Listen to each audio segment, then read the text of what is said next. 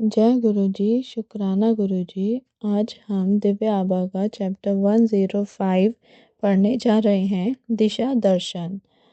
इसी के साथ हम आगे गुरु वंदना पढ़ेंगे। दिशा दर्शन। जय गुरु जी, शुक्राना गुरु जी। संगत भक्ति में लीन हृदयों का समूह है। इस समूह में विभिन्न विचारधाराओं से प्रभावित व्यक्ति संगठित होकर एक ही लक्ष्य, एक ही आदर्श भक्ति की ओर बढ़ते हैं। इसकी समानता एक वृक्ष से की जा सकती है। संगठित व सुरक्षित है, किंतु विभाजित होकर उसे प्रत्येक आंधी का सामना अपने विभिन्न भागों से करना पड़ता है। एकांगी हृदय की एकांगी भक्ति में अपने भीतर उसे एक अनुपम देवत्व की प्राप्ति होती है। स्वयं श्री गुरु जी। देवत्व से एकांगी होने के लिए उसे औपचारिक रूप से अपनी हर बुराई को त्यागना होगा। संगत पर गुरु जी अपनी कृपा वृष्टि करते हैं। संगत अतुल्य प्रेम का स्रोत है। अनंत प्रेम से बंधा हुआ परिवार, यदि इसमें प्रेम का अभाव है तो यह संगत नहीं है। इसका सर्वोच्च उद्देश्य एक साथ मिलजुल कर बंध कर रहना है। शेष कर्म अपने आप ही होते रहेंगे।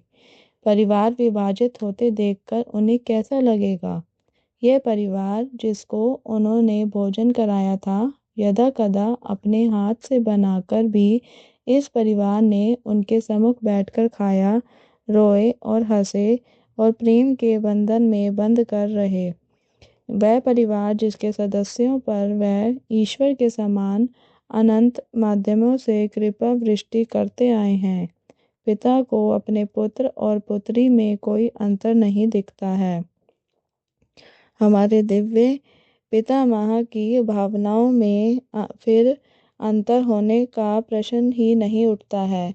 वह हम सबसे समान स्नेह करते आए हैं। हमारी दृष्टि में गुरु जी की मानव आकृति थी, क्योंकि वह हमारी दृष्टि की सीमा है। वह तो वास्तव में तत्वहीन थे, जैसा अनेक सत्संगों से विदित है। वह समय, आकाश, वजन की सीमाओं और भौतिक अथवा लौकिक नियमों, कर्मों के बंधनों और आकांक्षाओं के मोह से सर्वोपरि थे। वह माया के जाल से मुक्त थे। वह शिव हैं। असंख्य संसार प्रकट होकर प्रलय को प्राप्त हो जाएं, किंतु वे सदा विद्यमान रहेंगे।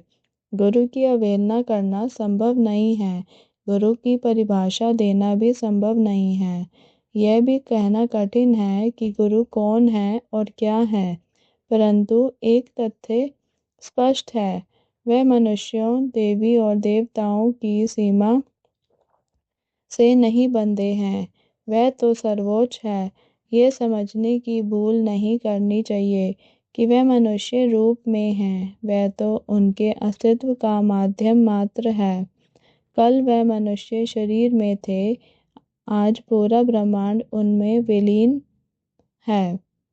कल वह लाल परिधान में थे, आज आकाश उनका परिधान है।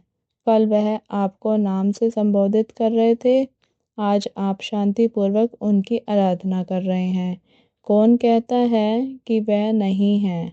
उनकी संगतों को स्मरण कीजिए। भव्य, प्रभावशाली और सौम्यता से वह प्रवेश करते थे, और जब तक आप तत्परता से उनके अभिवादन के लिए खड़े हो पाए, वह अपने आसन पर बैठ जाते थे। एक पैर के ऊपर दूसरा, उस पर उनका लंबा परिधान हल्का सा उठा हुआ, जिससे आप उनके कमल चरणों के दर्शन कर सकें और उन पर अपना ध्यान केंद्रित कर सकें। गुरुवाणी के शब्दों की मधुर ध्वनि से वातावरण रमणीय होता रहता था और आपको उनके चरणों की ओर खींचता रहता था। आपको अपने जीवन के कष्टों से दूर करता हुआ, आपको मनुष्य के अंतिम लक्ष्य की ओर प्रेरित करता हुआ अप्रतिबंधित स्नेह, बस यही था। उनके ओज से भरी हुई चाय आती थी, फिर कभी कभार शब्दों के बजते हुए या उसके पश्चात कोई अपने सत्संग सुनाता था।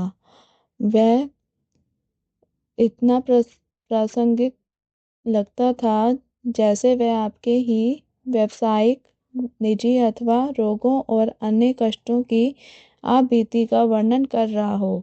उसके सुनते हुए ही आपको अपने कष्टों से मुक्त होने का आभास होने लगता था।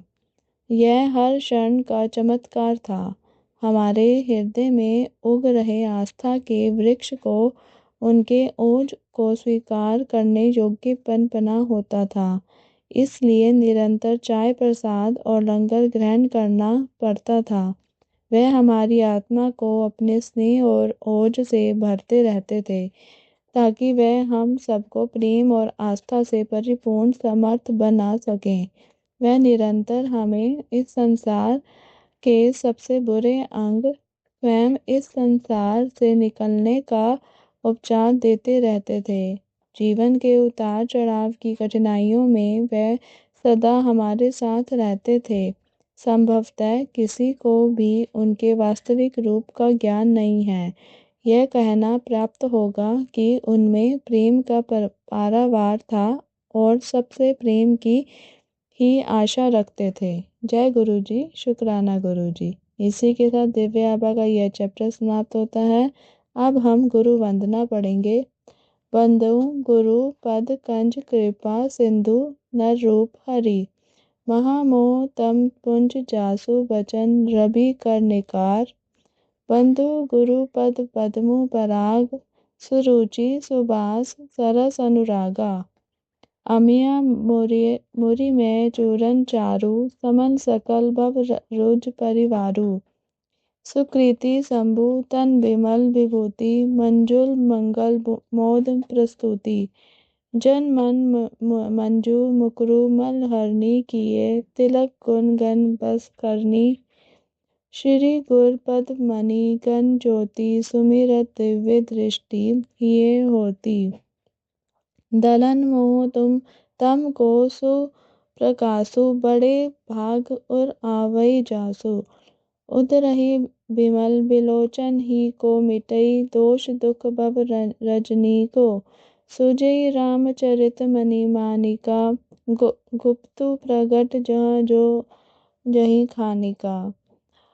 मैं उन गुरु महाराज के कमल चरणों की वंदना करता हूँ जो कृपा के समुद्र और नर रूप में श्री हरि ही हैं और जिनके वचन महामोह रूप के घने अंधकार का नाश करने के लिए सूर्य किरणों का समूह है। मैं गुरु महाराज के कमल चरणों की धूल रज की वंदना करता हूँ जो सुरुचि, सुंदर स्वाद, सुगंध तथा अनुराग रूपी रस से परिपूर्ण है। वह अमर मूल संजीवनी का सुंदर चूर्ण है जो समस्त भव रोगों को परिवार को नाश करने वाला है। वह रज सुकृति पुण्यवान पुरुष रूपी शिव के शरीर पर सुशोभित निर्मल विभूति है और सुंदर कल्याण और आनंद की जननी है। भक्त के मन रूपी सुंदर दर्पण के मैल को दूर करने वाली और तिलक करने से गुणों के समूह को वश में करने वाली है। श्री गुरु महाराज के चरण नखों की ज्योति मणियों के प्रकाश के समान है, जिसका स्मरण करते ही हृदय में दिव्य दृष्टि उत्पन्न हो जाती है। वह प्रकाश अज्ञान रूपी अंधकार को नाश करने वाला है। वह जिसके हृदय में आ जाता है वह अत्यंत भाग्यशाली है। उनके हृदय में आते ही हृदय के निर्मल नेत्र खुल जाते हैं और संसार रूपी रात्रि के दोष दुख मिट जाते हैं एवं श्री रामचरित रूपी मणि और मणिके गुप्त और प्रकट जहाँ और जिस दान में है दिखाई दे जाते हैं। जय गुरु जी, शुक्राना गुरु जी। इसी के साथ आज की ये गुरु वंदना भी समाप्त होती है। आज का आपको ये सारांश अच्छा लगे, ये सब जो मैंने पढ़ा है सब कुछ। अगर ये अच्छा लगता है दिव्य आभा, आज ये हमारी समाप्त होती है।